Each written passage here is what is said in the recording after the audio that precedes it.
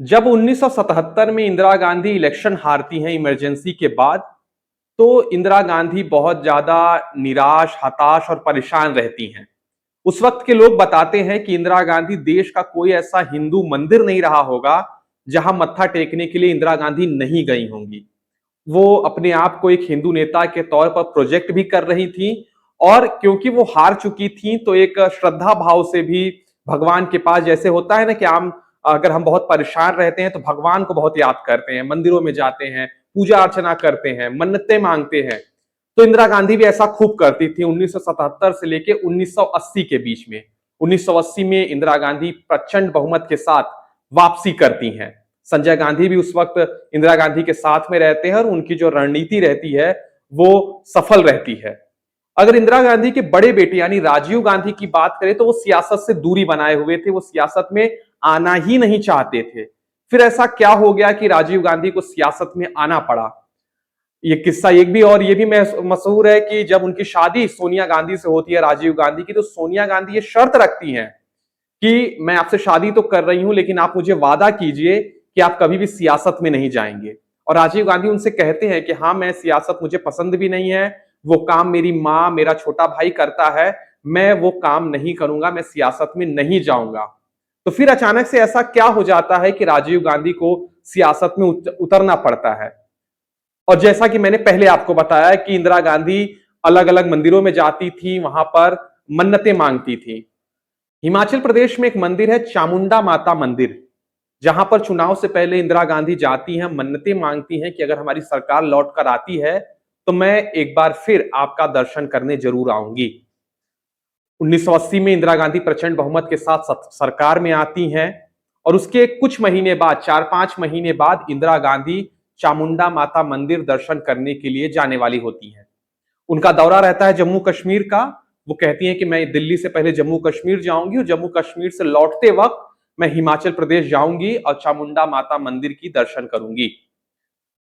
होता भी यही है, वो जाती है जम्मू कश्मीर, लेकिन जम्मू कश्मीर जाने के बाद कुछ काम की वजह से या अपने मन की वजह से इंदिरा गांधी ये कहती हैं कि मैं चामुंडा मंदिर नहीं जाऊंगी, मैं सीधे दिल्ली जाऊंगी। और उस वक्त वहां पर कांग्रेस की सरकार रहती है हिमाचल प्रदेश में, तो तैयारियां पूरी हो जाती हैं। वहां के जो चीफ मिनिस्टर रहते हैं, वहां की जो डीएम रहते हैं, पूरी तरीके से, क्योंकि प्रधानमंत्री आने वाली हैं, तो इसलिए पूरा कार्यक्रम वहां पर पूरा बंदोबस्त कर दिया जाता है।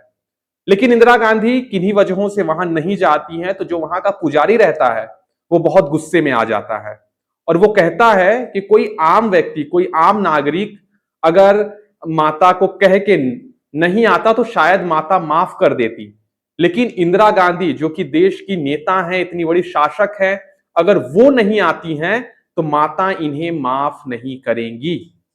और इंदिरा गांधी दिल्ली के रास्ते में ही रहती हैं, तभी एक खबर आती है और इंदिरा गांधी की जिंदगी की सबसे बुरी खबर यह आती है कि संजय गांधी का प्लेन क्रैश में मौत हो जाता है।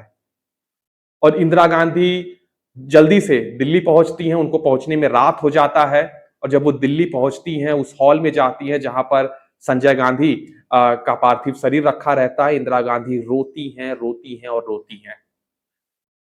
वहां से उठकर वो बगल में जाती हैं और अपने सहायक, अपने पीए से ये पूछती हैं कि क्या ये इसलिए हुआ है कि मैं चामुंडा माता के मंदिर में नहीं गई, और वो फिर रोने लगती हैं। खैर, कुछ महीने बाद वो चामुंडा माता मंदिर जाती हैं और वही पुजारी, जो पुजारी ने कहा था कि अगर माता का कोई अपमान करे तो माता माफ नहीं करेगी, वही पुजारी वहां मौजूद रहता है और इंदिरा गांधी वहां जाती हैं, खूब पूजा अर्चना करती हैं और जो वहां पर वो जिस शिद्दत के साथ पूजा अर्चना करती हैं, उस पुजारी के हाथ कांपने लगते हैं। उस पुजारी के हाथ कांपने लगते हैं। वो पुजारी कहता है कि इनको क्या हो गया है, और इतनी शिद्दत के साथ इंदिरा गांधी वहां पर चामुंडा माता मंदिर के सामने पूजा करती है और उसके बाद खूब रोती हैं, खूब रोती हैं, माफी मांगती हैं कि मुझसे बहुत बड़ी गलती हो गई कि मैं यहाँ पर संदेश भेज कर भी मैं नहीं आ पाई, और वो अपने बेटे संजय गांधी को खो देती हैं। खैर, उसके बाद जब वो दिल्ली लौटती हैं, उसके बाद एक पार्टी का कार्यक्रम होता है जिसमें राजीव गांधी को वो अपने साथ लेकर जाती हैं उस कार्यक्रम में। और उस कार्यक्रम में जब राजीव गांधी और इंदिरा गांधी को साथ में देखा जाता है, तो उस वक्त के जो पत्रकार होते हैं या जो राजनीतिक रूप से सक्रिय लोग रहते हैं, वो लोग ये बात समझ जाते हैं कि अब बहुत जल्द राजीव गांधी की सियासत में एंट्री होने वाली है और राजीव गांधी की फाइनली सियासत में एंट्री हो जाती है। तो आपको हमारा ये किस्सा कैसा लगा हमें कमेंट कर जरूर बताइए। बहुत बहुत शुक्रिया, धन्यवाद।